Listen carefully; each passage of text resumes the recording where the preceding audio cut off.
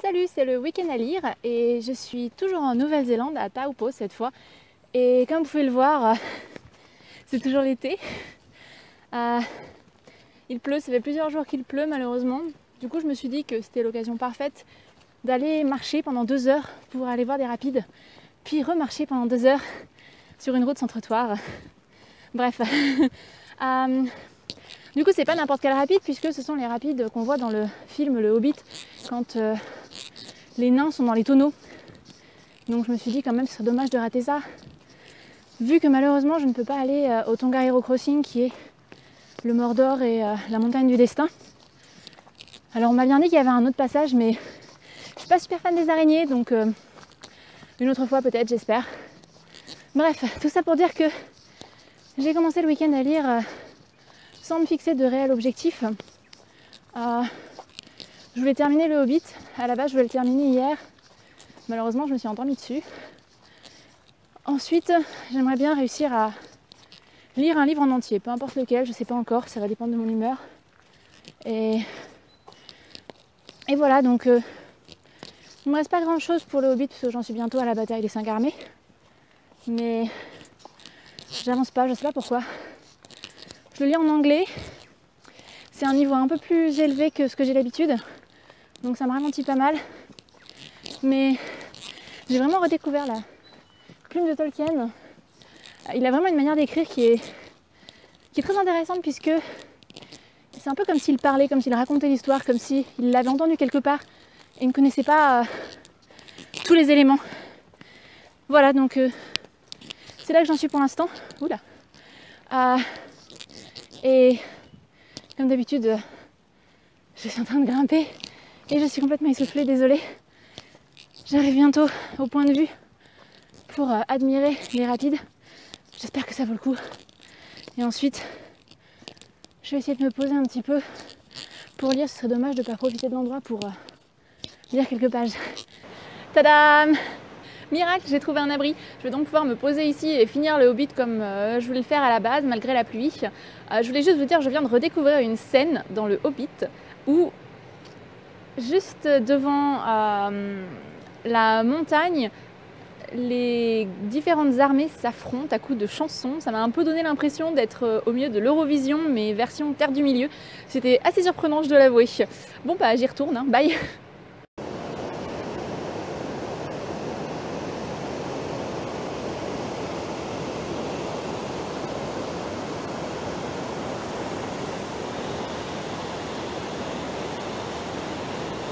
Ça y est, j'ai terminé le Hobbit. La pluie s'est enfin arrêtée, donc je peux retourner en ville. Bon, j'en ai pour 3 heures minimum, hein, probablement 4 vu ma vitesse. Bref, donc j'ai décidé que j'allais enchaîner avec A Darker Shade of Magic. Encore d'anglais, je voulais lire un peu de français, mais bon, voilà, j'ai pas grand chose sur ma Kindle en français malheureusement, donc ce sera de l'anglais. Donc le Hobbit est une relecture, hein, donc pas de surprise sur la fin, et puis de toute manière j'ai vu les films, donc même si je l'avais jamais lu, j'aurais été spoilée. Je dirais juste, on voit vraiment que c'est un conte pour enfants. L'écriture est définitivement trop développée, trop travaillée pour être à l'attention d'un jeune public, et pourtant au niveau du scénario, de l'intrigue, c'est vraiment une histoire qui au final est assez simple. Dès qu'il y a un élément un peu compliqué à résoudre, finalement ça repose entièrement sur la chance de Bilbon, qui a vraiment une chance extraordinaire. Mais bon, c'est toujours super agréable à lire, c'est une belle introduction je trouve en Terre du Milieu, plus que le Seigneur des Anneaux qui est un petit peu compliqué et beaucoup plus long à prendre en main et à terminer. Donc c'est vrai que le Hobbit ça reste vraiment parmi les Tolkien que j'ai lus mon préféré. Et je pense que je le relirai de nouveau. Là je voulais juste en profiter tant que j'étais en Nouvelle-Zélande pour c'était un peu l'occasion ou jamais de m'y remettre, donc voilà, je vais essayer de trouver mon chemin le long de la rivière. C'est assez joli d'ailleurs, je vais essayer de vous montrer.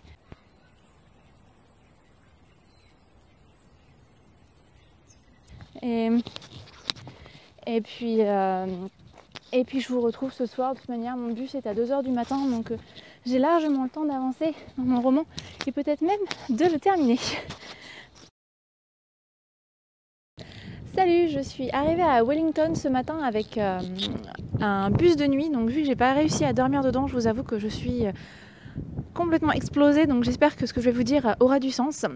J'ai passé la journée au musée et comme j'ai pu me poser à plusieurs endroits pour lire un petit peu, j'ai réussi à terminer A Darker Shade of Magic, qui a été une très très bonne surprise. Je savais absolument pas à quoi m'attendre quand j'ai commencé le livre. Je l'avais acheté parce que je n'arrêtais pas de le voir sur mon feed Instagram et tout le monde disait que c'était une série absolument géniale, donc je me suis dit pourquoi pas. Et du coup voilà, j'arrivais complètement à l'aveugle et j'ai vraiment apprécié. J'ai hâte de savoir la suite. D'ailleurs, je ne sais pas exactement combien il y a de volumes, mais je pense qu'il n'y en aura pas assez. J'ai vraiment aimé l'univers. En fait, donc c'est une série fantastique et qui fonctionne sur le principe d'univers parallèle. Donc il y a quatre mondes qui sont à la suite les uns des autres et dans lesquels certaines personnes très spécifiques peuvent voyager. Donc il y a d'abord le Londres gris, qui est celui qui correspond à notre monde, mais il y a quelques siècles ou quelques décennies, on ne sait pas trop en fait. Et il y a ensuite le Londres rouge, qui est celui du héros, qui est plein de magie et qui est sans doute celui qui est le plus prospère. Il y a ensuite le Londres blanc, qui a beaucoup souffert suite à un problème magique plusieurs années auparavant et qui aujourd'hui est un endroit dangereux dont il faut se méfier.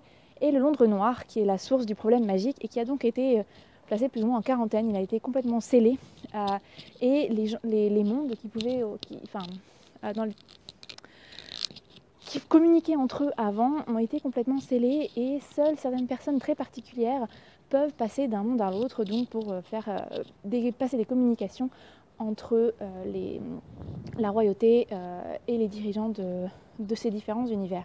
Donc c'est vraiment un univers qui est assez intéressant, qui promet beaucoup de choses, qui est extrêmement riche. Et on y suit deux personnages principaux. Donc le premier est un magicien donc, du royaume de Londres rouge. Il peut passer d'un univers à l'autre. Et la deuxième, c'est une jeune fille qui vient du Londres gris, donc de notre monde, et qui a des rêves de voyage, d'aventure, qui veut devenir pirate, qui veut s'évader de sa vie morne et tranquille. Et c'est honteux, j'ai tout à coup un énorme trou, je me souviens même plus du nom du héros alors que j'ai terminé le livre il y a 10 minutes, je vous dis que je suis fatiguée. Donc ces personnages sont assez intéressants. Ils n'ont pas forcément grand chose d'extraordinaire, je ne vais pas vous mentir. Si, la chose extraordinaire, c'est le manteau du magicien, mais c'est pas possible, son nom m'échappe complètement. Bref, c'est un manteau magique et on place tellement le focus dessus par un moment qu'on a presque l'impression que c'est un personnage à part entière et un personnage très intéressant. Enfin, j'ai vraiment apprécié ce manteau, oui, pourquoi pas. Et bref, l'intrigue tourne autour de ces quatre univers et d'un objet en particulier qui est un peu à mi-chemin entre un Horcrux et l'anneau de Sauron. Mais bon, je vous en dis pas plus pour pas vous spoiler, mais en tout cas l'intrigue est bien ficelée.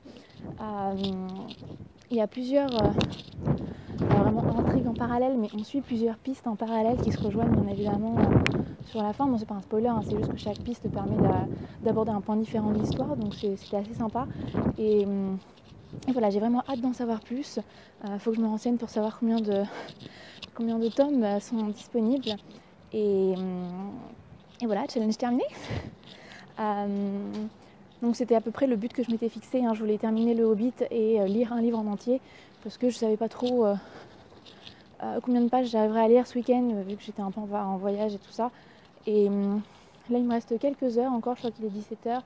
Je vais aller dans mon auberge pour faire mon check-in, prendre une bonne douche et ensuite on verra. Je pense que je vais pas faire long feu de toute manière ce soir, donc je vais sans doute pas ressortir et juste me poser sur mon lit avec un autre livre, je sais pas lequel.